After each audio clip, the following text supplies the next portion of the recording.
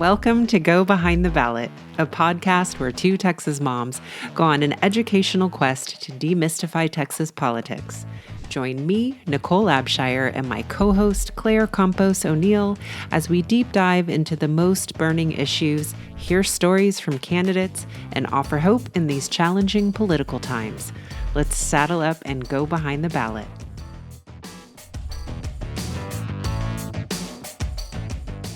Hi everyone, Claire and Nichole here. We're very excited for you to listen to this episode of Go Behind the Ballot.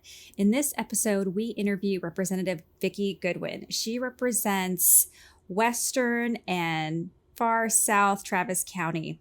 She was elected in 2019, and she tells us all about her race, how she decided to run, her political upbringing, and gives us some really great insights on public education and what it's really like to tackle that huge issue as a representative. So there is lots of great nuggets in this conversation, a lot that Nichole and I learned, especially about these different crazy formulas the state uses for funding public education. Spoiler alert, not enough. As a matter of fact, there's somehow still a surplus that goes back to the state. It's like mind-boggling. Oh my gosh, Nichole, it's crazy, right? Yes. It was crazy. I mean, and it was definitely an insight that I did not have before. I would also point out and hope that everybody tunes in to how amazing Representative Goodwin is in terms of how she views her job, and that it really is about listening to constituents.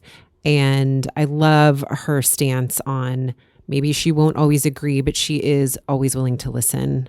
And it gave me a lot of hope for who our representatives are, that there are people who really do believe in public service. So it was great. So great. All right, let's listen to the interview. Tune in, everybody. To start off with, we were hoping to learn a little bit about your history and how you even came to this place where you're a state representative. So could you share with us a little bit about your early life, like where you grew up and some of the things you were interested in when you were younger?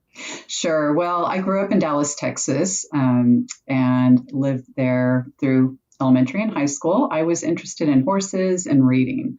I could spend an entire day at the library and that would be great for me. Really never thought I would get into politics. It wasn't something when I was a kid. I was like, yeah, I'm going to run for office. Really, I oftentimes would look at what my parents were doing and say, oh, I'm not going to do that when I grow up. So my parents both owned their own businesses, and I saw how hard they worked to keep them going. And so I was like, yeah, I'm never going to own my own business. But I ended up owning my own business. That's funny. Both of my parents were teachers. So I said the same, and I wound up teaching public school for 10 years. So completely get that. Oh, wow. Yeah. And yes. My mom ran for office, and I thought I would never run for office, but then I did. So never say never. I was reading that in an older article you did with the Austin Chronicle, and you mentioned your mother being a Dallas School Board trustee. And it made me wonder, like, what were some of your memories of that experience when she did that? Were you like block walking with her and going to debates? Like, what's your memory of that time? Well, so it's really kind of funny because my mom was very involved with the PTA the entire time I was growing up. If there was a volunteer activity, she signed up for it.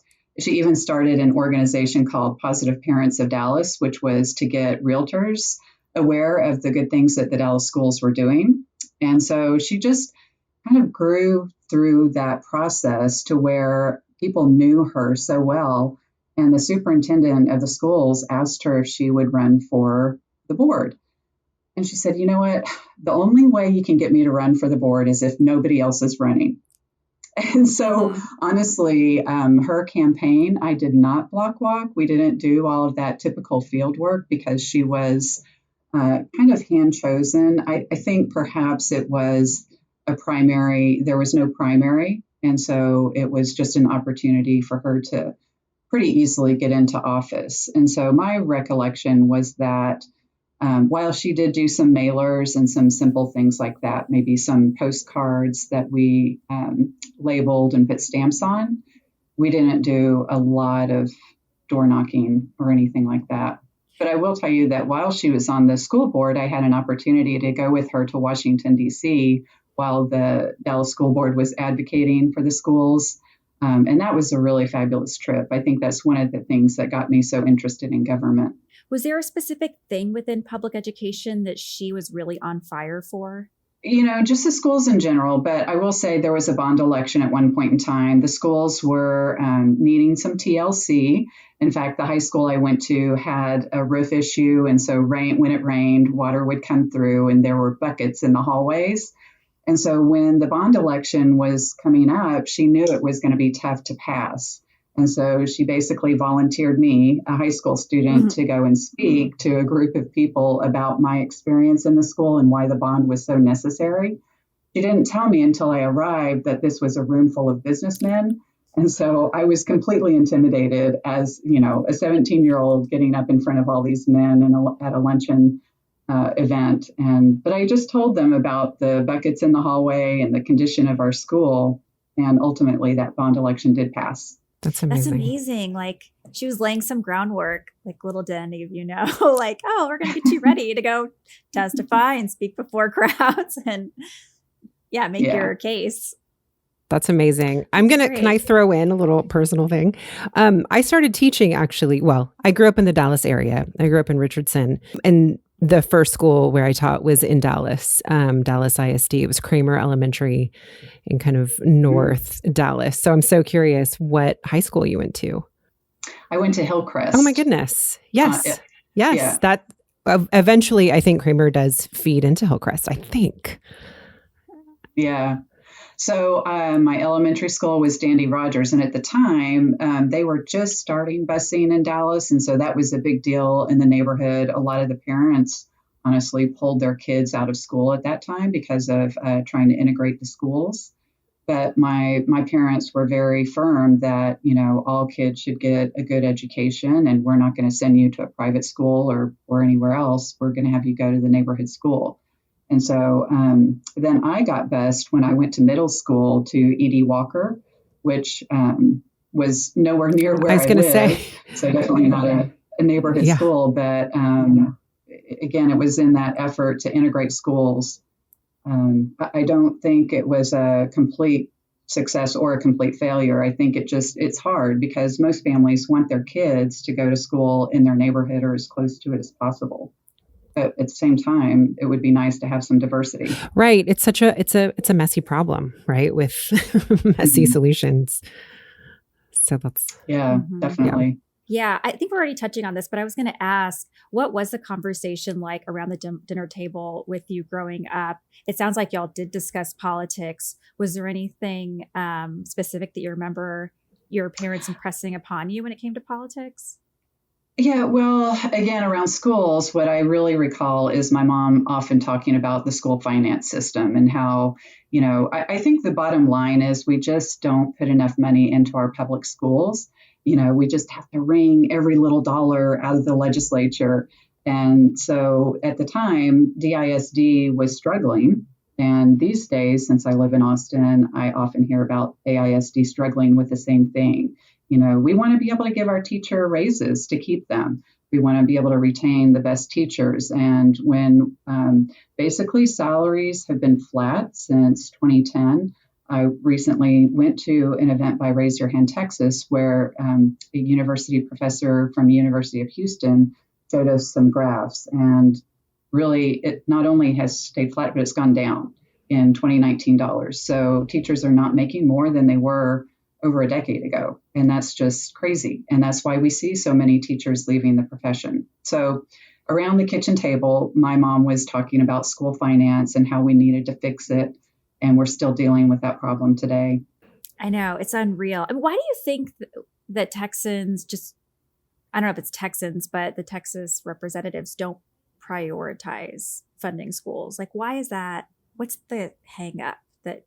I think they're so used to always being conservative with their dollars and, oh my goodness, we need to have this big piggy bank, which is our rainy day fund. We're always just so conservative when it comes to fiscal matters. And honestly, I'm a fiscal conservative as well, but I think that we just don't have our priorities right. Right now, the Republicans are spending $4 billion on Operation Lone Star and border security. And we're not doing a good job of it at all. I mean, we have migrants coming to the U.S. and dying, and it's just a terrible situation.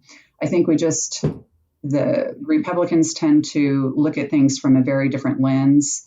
I think if we could take the dollars that we have coming in and say, look, our highest priority is our students.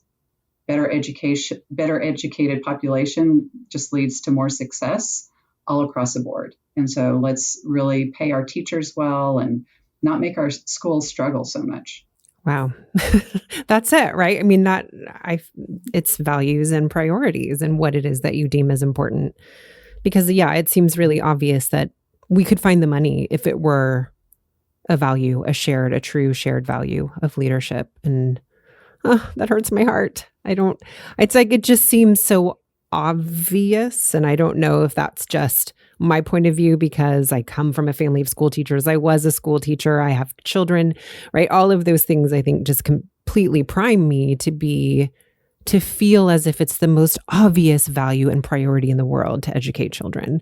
So for me, it's just really difficult to understand how you can't make that connection, right? That's what our state needs to thrive in the long run, and that this path that we're on isn't sustainable in terms of having a really, healthy population or thriving population. But clearly it's just not as simplistic as I want to think that it is. Yeah, all problems are complex. And I think sometimes what I hear from some Republicans is that, well, we put a lot of money into our schools, there's waste. And so, in my opinion, we should perhaps do a study of what does it really cost to educate a child? Because, I think a few years ago, we were in a better position in terms of the amount of money we spend per child. But then we don't have any mechanism to increase that over time. And so every year that goes by, we fall short. And I do recall in 2019, we had gotten to where the state was getting close to an equal share with local school districts. To me, it should be a 50-50. The state should be chipping in 50% and school districts 50%. But it at that time was around 45% state share. Now we're down to 34%. So the state is continually every year putting in less while the school districts are making up that difference. And that's why I hear so often people say, why do my property taxes go up so much? It's this very poor funding system that we have for our schools. So let's pause on that or, really highlight this, which is, what is that pie? How are schools funded? Yeah, actually, we just pulled the numbers so I can tell you exactly. State funding is 34%. Federal funding is about 10%. Local funding, so from the different school districts, is 52%. And then recapture is the final 3.5%. So really the bulk of it does come from our local school districts. And the other fact is that charter schools they get public dollars, but 100% from the state because they don't have school districts. And so, again, the funding for traditional public schools and charter schools is very different. Like I said, 100% of their funding comes from the state. Can we back up? And because, Claire, I feel like but here comes Nichole with even having taught, right? I'm still quite ignorant. What's recapture? I don't know what recapture is. Sure. It's the idea behind making sure every district in the state and every student in the state is going to get an equitable education. So you've got some areas of the state where their income levels or their property values aren't as high as other places, so less property wealth. And so through their property taxes, they can't raise enough to even support the student the basic allotment, which is just a basic amount that we think each student needs to be educated. So they'll take money from the wealthier districts and transfer it to the less well-off district. And is this what used to be called Robin Hood? Was that? It is. It's the same as Robin Hood. Yeah. The technical term, I guess, is recapture. Got it.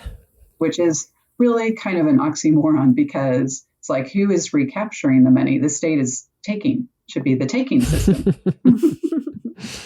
Rebrand. But it is to share. It's so that we can share and make sure all districts are well funded. It makes me wonder, hearing you talk about these different formulas, who's determining the formulas for how much the state pays and how much local property tax entities pays, and why are charters different? Like, who's making these behind the scenes decisions? So it is the legislature. And in 2019, we did tweak the formulas. We added more to the basic allotment. So we bumped that up to $6,130 or $160 per student. And then on top of that, every student gets weights. Let's say they are an English language learner, they get a little extra. If they're free lunch program, they get extra. If they're on reduced lunch program, they get extra. So there's a lot of different weights that are given for different reasons. And then there's all these really super complex things about a golden penny. It just is very ultra complicated. It's kind of like the IRS tax code. I wish we could simplify it so that everybody understood exactly what was happening. I've asked for data on how much teachers get paid across the state. Just curious, how much are the lower socioeconomic areas paying their teachers a lot less? Are charter schools paying their teachers less? Or, how does it work out? And it really has not a lot of rhyme or reason, but it just has to do with this very complicated formula and whether the districts are getting an adequate amount to pay their teachers well or not. I think there's a few things that I would suggest to make it a better formula, one of which is making sure we have an annual adjustment to it. Because if you think about it, typically inflation means that your dollars buy less every year, right? And so I had proposed in 2019 that we have an automatic adjustment that's equal to the rate of inflation or 3%, whichever is less. And so for the last few years, the rate of inflation was actually less. Of course, this year, the rate of inflation would be higher, so it would be capped at that 3%. But it would keep the basic allotment increasing, and that would make a huge difference on recapture. And then the second thing I would suggest is that we look at the cost of living, like the housing costs, because Austin teachers are having a really hard time paying for rent in Austin or even mortgage if they're having to buy a home. It's just terribly expensive to live in Austin these days. And so we could give an allowance for that. And then the third thing I would suggest is that TEA has been calling some of our education dollars surplus. They'll go through the formulas and they'll say, well, we actually received more money than is needed. And those are surplus dollars. Once they label it as surplus, those dollars can go back to the legislature and we could be spending them on anything. So again, those dollars could be going to Operation Lone Star on the border, which has nothing to do with education. And so my bill would not allow that practice. It would say if these dollars are intended for our schools, they either stay in the schools or they go back to the taxpayers who paid those taxes.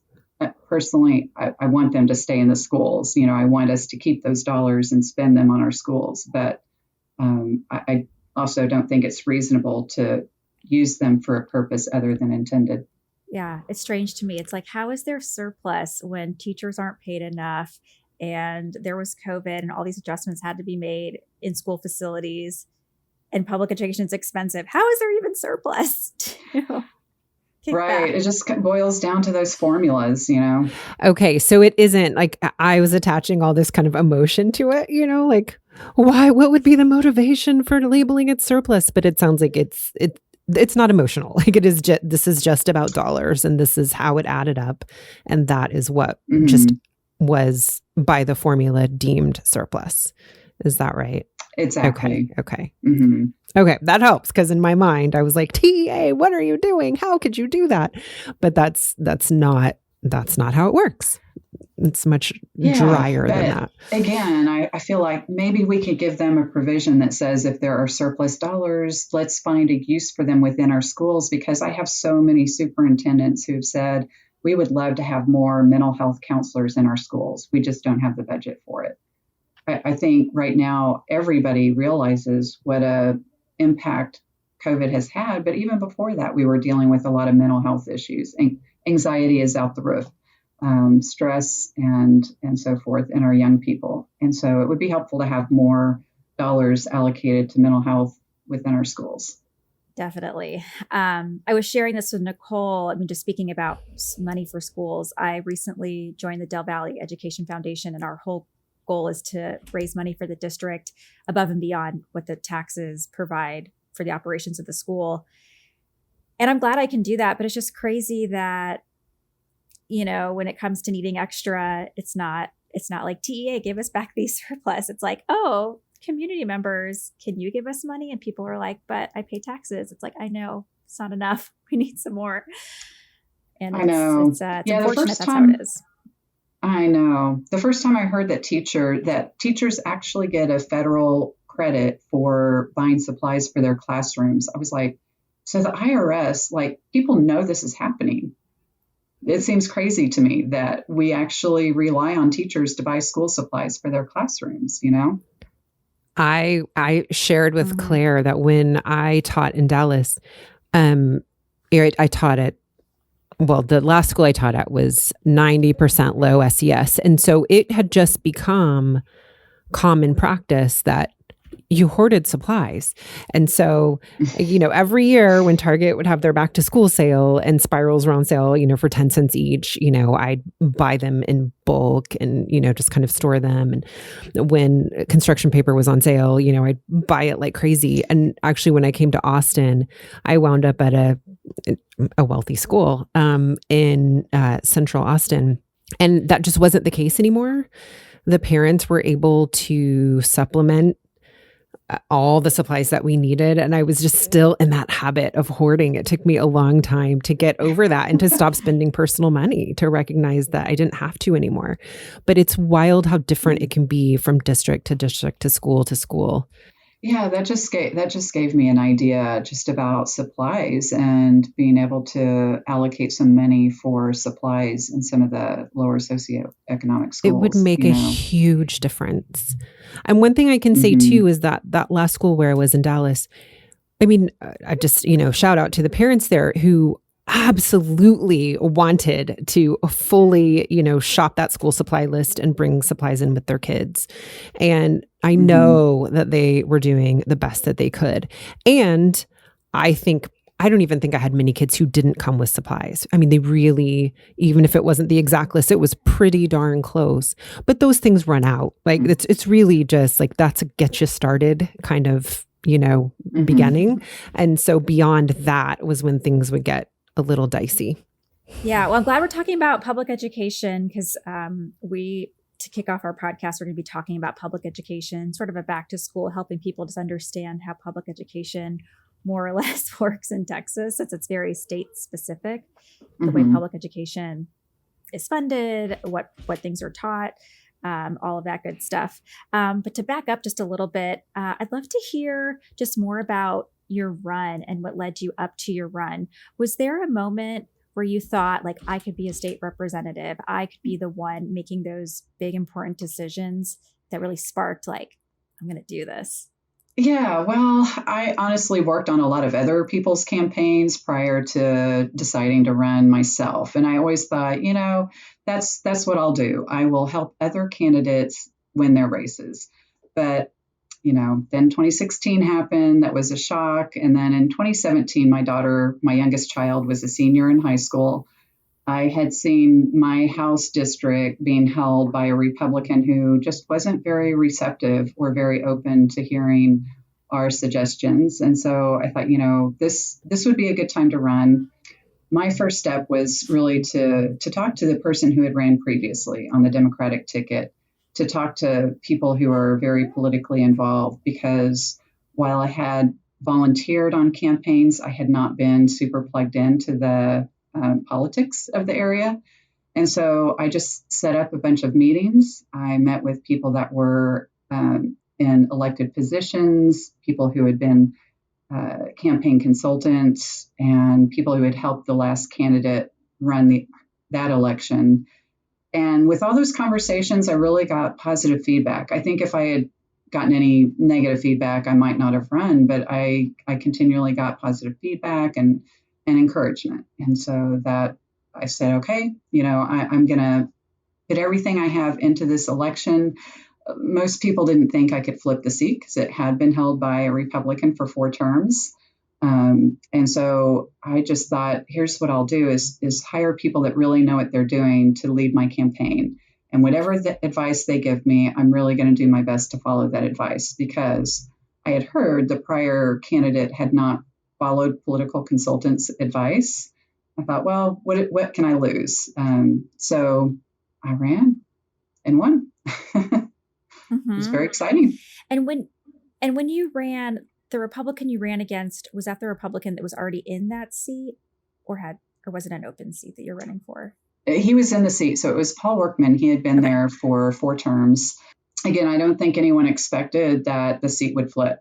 But in 2018, there were 12 seats across the state that flipped from Republican to Democrat. And I think we all ran on very similar platforms, with public education funding being one of our top, if not the top issue. And it made a huge difference when we got into the legislature. That was the whole conversation. My first session was around putting more money into our public schools, which was really great. Yeah. So you touched on this a little bit. I was going to ask about your race that you had in 2018 for HD 47, which, just to set some context, is South and what is it? Western and far south Travis County. So I used to always say Western Travis County and far south Austin, but a huge chunk of the western part was taken out of my district. So now I have a really hard time describing my district. It is the furthest most western piece of Travis County. But if you look at the map, it now looks like a microscope that's kind of tilted on its side. It's very hard to describe the district. But I can tell people some of the larger neighborhoods are like Steiner Ranch, parts of Lake Travis, Bee Cave, Circle C, and Shady Hollow, where I live. So like, as you mentioned, your district tends to be a swing district, Republican, Democrat, Republican, going back and forth.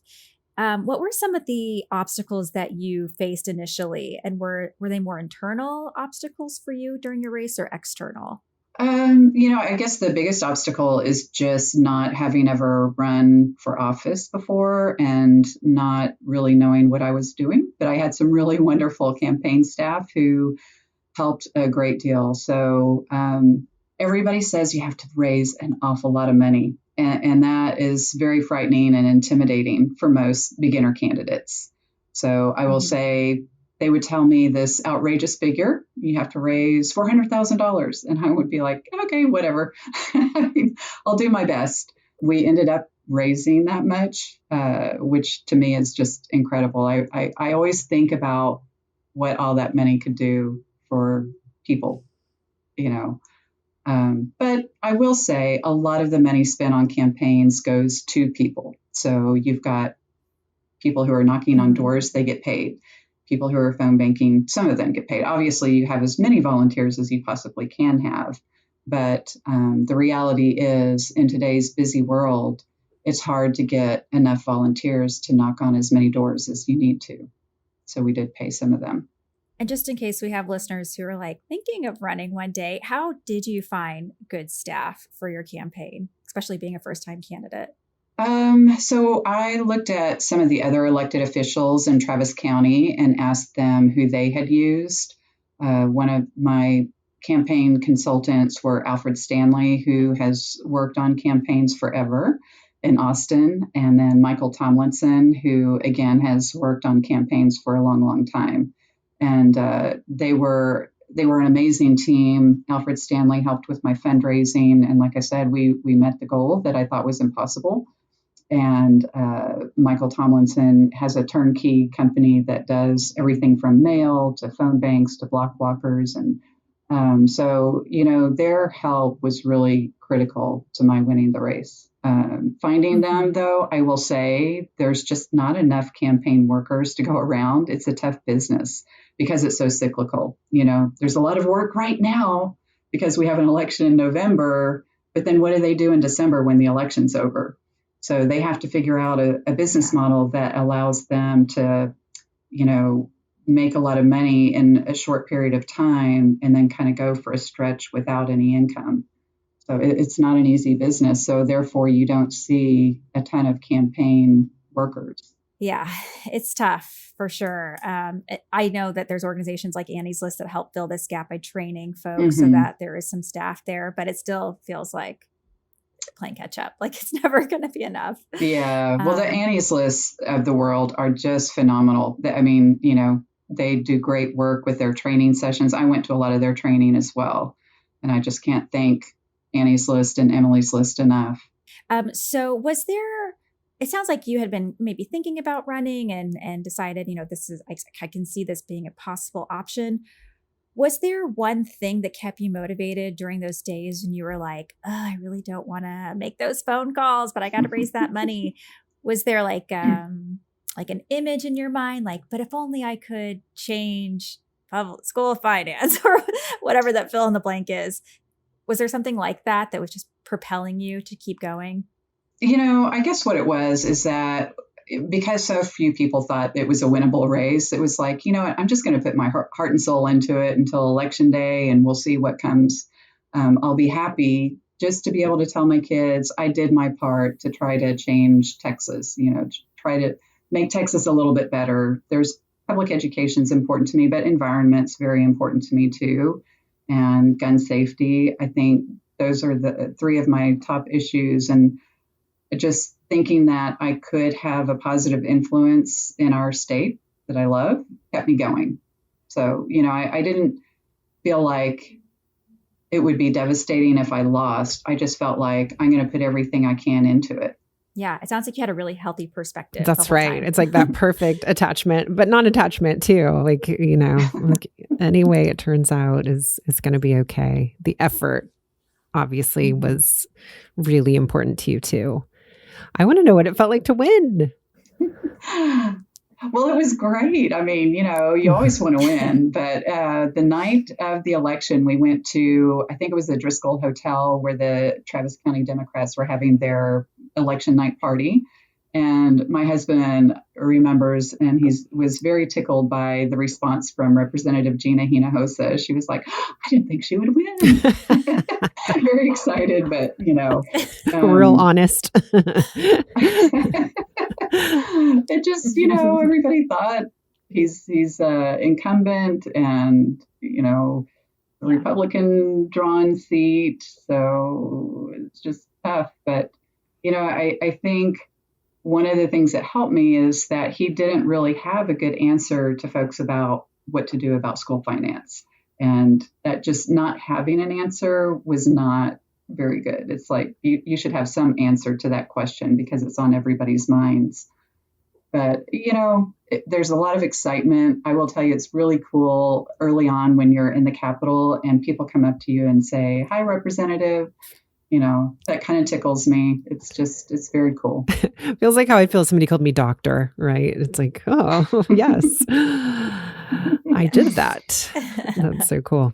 Yeah. So I just want to say as a side note, the thing I really admire about you as an elected official is that you're so accessible to your constituents and constantly having opportunities for engagement, like the coffee chats that you have. And even during COVID, you had them on Zoom.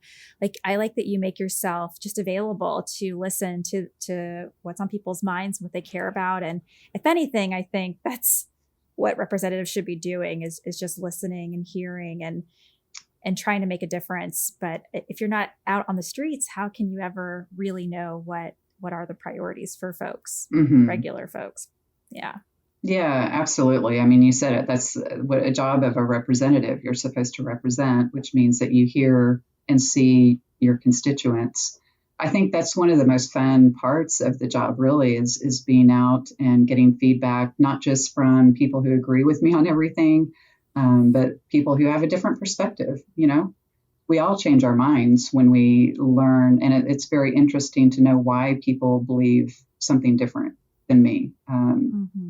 So I like getting out in public, and I will say Senator Sarah Eckhart is someone that I've kind of followed and emulated because she's done the same thing. I went to some of her coffee jolts. I was like, that's a great way to connect with people. So I will say it's not all my ideas, but I'm good at seeing other people doing good things and then copying. Yeah. Well, that makes me think of a question Nichole and I were bouncing around this morning.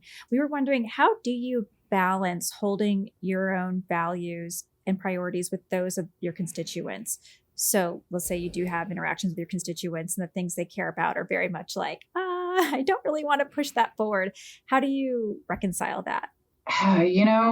I always try to hear what they're saying, what position they're coming from. There are some times when I just don't agree. And I'll give an example being I had some constituents reach out and say, I don't believe companies should force their employees to get vaccinated.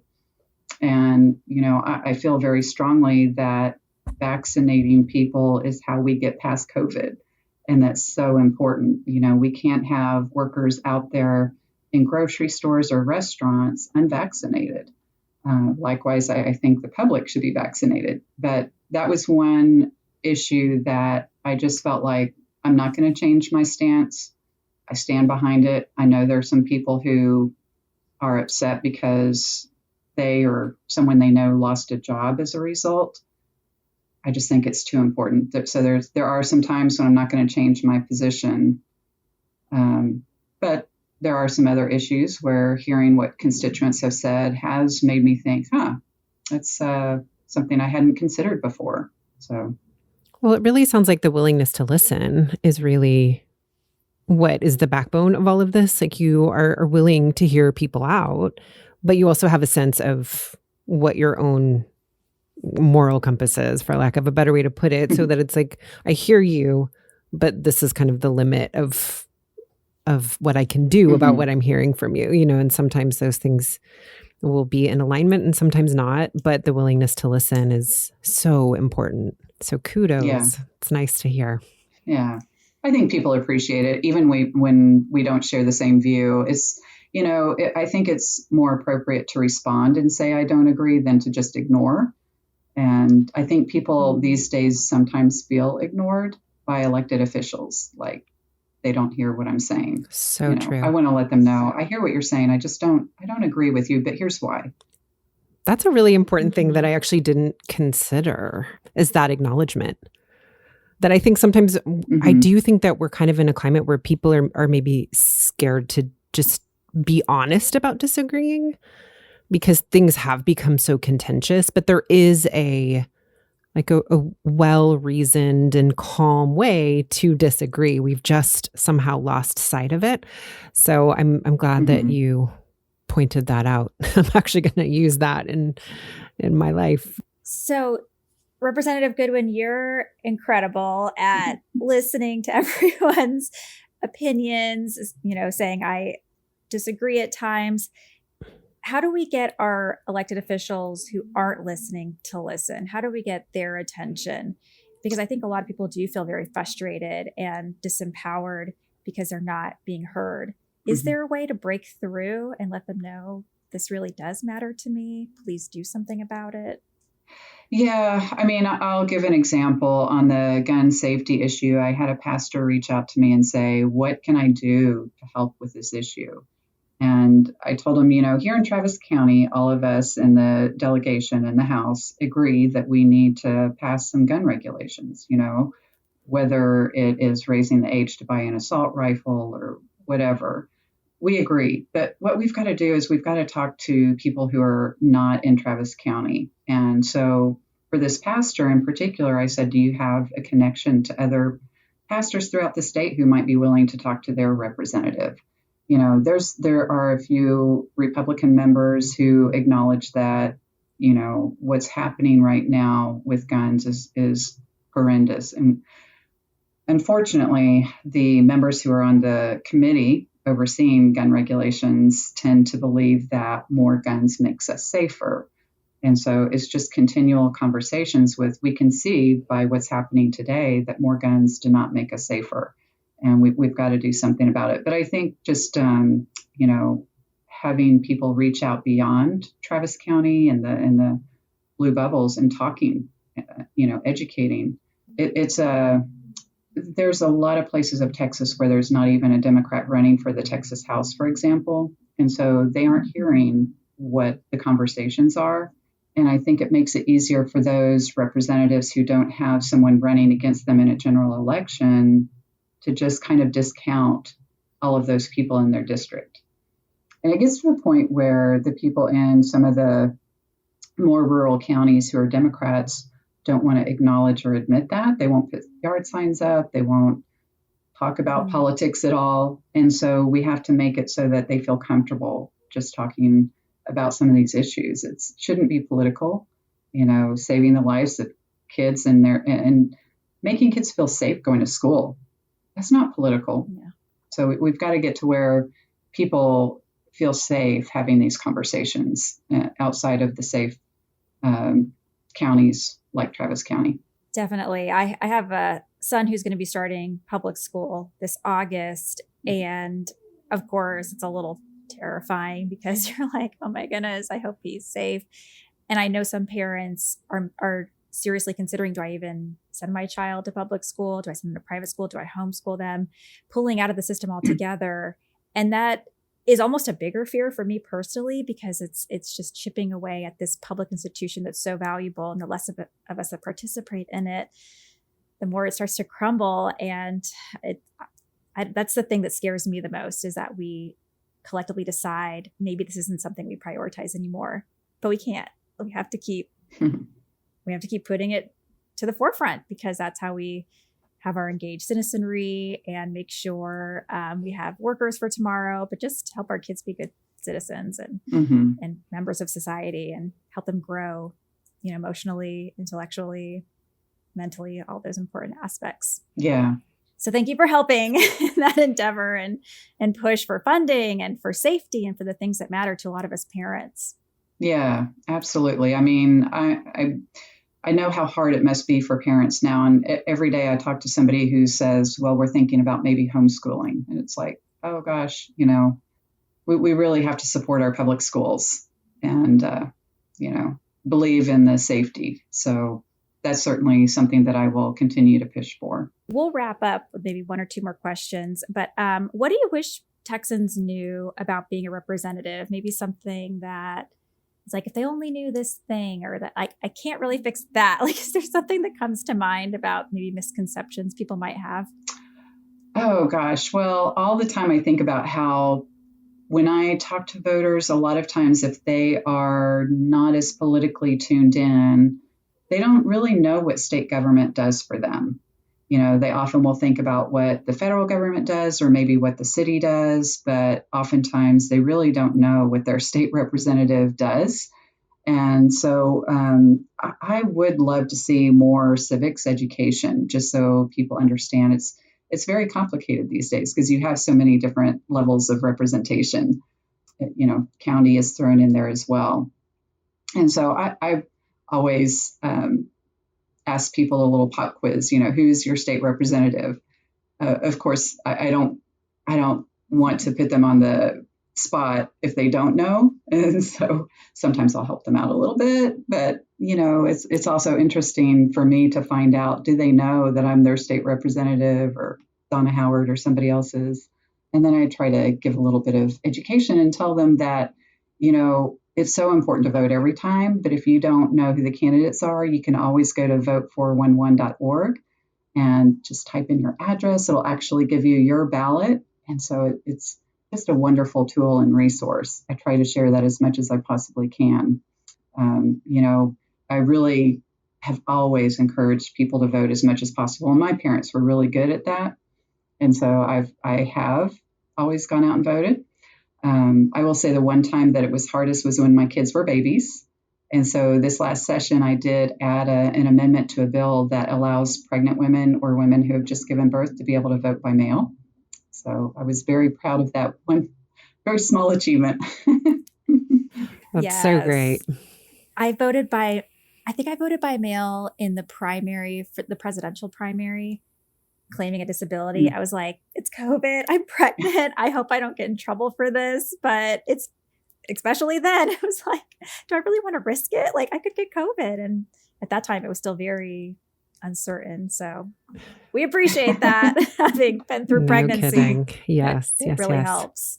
Well, when I brought that bill forward, the chairman of the elections committee said, "Oh, we don't need that because women can just claim, they can go vote by mail right now, or they can vote by mail right now because it's a disability." He didn't say claim it, but because it's a disability. I was like, no, being pregnant is not a disability. Now, I get it in your case during COVID times and just, needing to do that for your health, but just I didn't really appreciate the thought from him that pregnancy is a disability. Right, just that language. Yes. Mm-hmm. Yeah. And I had anxiety, like, is this a disability? Am I getting in trouble? Oh, well. Right. So we fixed it. Because again, like you're saying, there's not a lot of clarity, and I'm a rule follower. So I felt like maybe I'm bending a little bit. But I appreciate the clarity because that helps us all. Right. You're pregnant, you're good. Now we just need to build trust back in the postal system and make sure they deliver our mail in a timely manner. Mm-hmm. Agreed. Yes. Well, going back to state government, Nichole and I are really hoping with this podcast just to help demystify it, help people understand a little bit more about what their representatives do at the state level, but also at the city level and the county level, because a lot of times when you have an issue, you're like, my road doesn't work, and you just call someone and you don't know who actually has jurisdiction over what. So we're hoping to make that clearer and more understandable and more accessible, because when you have problems, there is someone there who should, in theory, have your back and help you and make a difference. Mm-hmm. So we're on that, right, Nichole? That's exactly it, right? Demystify it all and make it more accessible. Yeah, that's great. We've had meetings with constituents on so many different issues. Like a neighborhood nearby, there was a fire. They don't have fire hydrants in their neighborhood. They didn't really know who to reach out to. So they reached out to the county, the city, and the state. And we ended up pulling different people together to talk to them about some options that they have. So we're always happy to, even if it's not in my jurisdiction, to try to bring people together. Another example is a water quality issue on Lake Travis dealt with LCRA, the city of Lakeway, TCEQ, and the residents. And so, again, we tried to bring all of them together. I will say TCEQ did not make it, but everybody else did. And then a lot of times we have constituents reaching out about road issues and traffic issues. So we'll talk to TxDOT, see if there's something that we can do. And a lot of times TxDOT has been able to help with planning for a right turn lane or putting up some devices, make it more clear where people are allowed to make left turns or not allowed to make left turns. So, there's a lot of issues that we can help with that don't involve passing legislation. Nichole, do you have any lingering last minute questions? I don't. I mean, I feel like you actually answered questions I didn't know I had. So no, I don't have any new ones, but I really like that last little tidbit you shared, which is maybe not to underestimate what y'all can do, but instead just reach out and ask questions, because even if you can't be of help, it sounds like you would direct people and create coalitions to help people. So that's great. Let's say someone has a state representative that's not as amazing as you are. Where would you suggest that they go? Should they try someone in like a neighboring district to help them? What would be like the next step if they aren't being heard? I guess it kind of depends on what the situation is. You could talk to a different representative. Like, for example, at the congressional level, we often don't get the responses we want, but Congressman Doggett has always been very helpful, saying, I may not be your representative, but I'm still happy to listen to you and to see what I can do to help. He will be my representative now. I'm so excited. But same thing, like if there was anybody in Travis County or Hayes or Williamson that reached out to me about an issue and they said, I'm not getting the response I want, I would certainly see what I could do to help. If it's regarding one of the committees I'm on, then I would, again, I hear from people all around the state about the gun regulations or environmental issues just because of the committees that I'm on. So that, reaching out to someone that you just think will listen, I say go for it. Yeah. So be persistent. Yeah. It sounds like. If a door find shuts, another door. Yeah. Find another door. Exactly. Keep knocking. Yeah. All right. Well, to wrap up, something that we thought would be fun is we're still working on the wording of this, but we want you to mention something that's got your attention. So if it's a book or a movie or an article you read, is there anything in the last couple of days that you just can't stop thinking about? Oh. And if you need a minute, me and Nichole got something in the last. Well, okay. I will tell you right now, I love to read and I read a ton of books, but right at this very minute, I'm reading a book by Stacey Abrams. It's a novel. And it caught my eye just because of who it's by. She's a romance writer. Well, this one's not romance. Okay. It's actually like a kind of a governmental spy thriller type thing. Okay, I didn't even know this. What is it called? It you know what? It's terrible. I can't remember the name of it, but it's something to do with the Capitol. And it's got my attention. So I'm enjoying that. That's so cool. We'll find it and we'll put it in the show notes. For sure. Well, and I'm also a romance writer, so that connection to Stacey Abrams, even though this isn't a romance, is just always something that warms my heart so much. Okay, what is catching my attention? So many things I could say, Claire. And I want to not... Actually, will you go first? Because I don't want to repeat what I already put on social media. I want something new. Okay. So let me think. I've been reading this book. It's so good, but so sad. It's called The Girls Who Went Away. And it's about women, stories from women in between like 1940 to 1973, before Roe versus Wade passed, that were essentially forced to give up their children for adoption. It was a time when it was after the war, and a lot of these were women in middle-class families, and these families were like, if you don't get married to the man you got pregnant with, you're not going to keep your baby because you're going to bring all this dishonor on our families. So they would go away to these homes for unwed mothers and be told the whole time, you're going to forget about this experience. You're going to move on with your life. You're going to get married and have children of your own, and it'll just like vanish from your mind. Well, spoiler alert, it did not vanish, and it's the stories of these women as grown adults talking about that experience and how it's just, they've carried it with them their whole lives, and how awful it was and devastating and traumatizing. And it's sad to know that this happened, but also very relevant, because when we talk about adoption as an alternative to abortion, you just hear in these stories that it's so different than that. So I recommend it. If you want a good cry, you will have one. But if anything, just for that knowledge, I think it's so important to not forget what happened. Yeah, definitely. I looked up the book title. It's While Justice Sleeps. While Justice Sleeps. Okay. And my ears also heard that as Wild Justice Leaps. So there's an alternative title for it. Okay. So I think I will just repeat social media, because that will give people a reason maybe to come check out our social media handles. But I really enjoyed The Martha Mitchell Effect on Netflix. I loved everything about her. She was such a loudmouth woman, but I loved that she was super ladylike, but also super opinionated and was not going to shut up. And it's only 40 minutes, which is also a little nice for a documentary. So Martha Mitchell Effect. I also got the biggest kick out of the Usher Tiny Desk concert. It was incredibly fun to watch. And then I'm going to round it out with The Bear on Netflix, not on Netflix, on FX. And it's just a really great restaurant show that's super contained and super immersive. So that's me. I like this. It's giving me some more material to consume. There's good stuff. Well, thank you so much for your time, Representative Goodwin. We really appreciate it, and helping us understand more about your responsibilities and the way the state functions. And we're hoping it'll help other folks understand more and at least know where to turn when they do have questions. And get engaged, so, right? Thank you very much. Such a great project. I think, I've been thinking about how do we get young people more civics education? I mean, I know even people my age need it, but if we can start young, and I know Jolt is doing some of that work, but I don't know. I keep thinking, what can I do? Anyway. Multiple fronts. And we want to do our part. So here we are.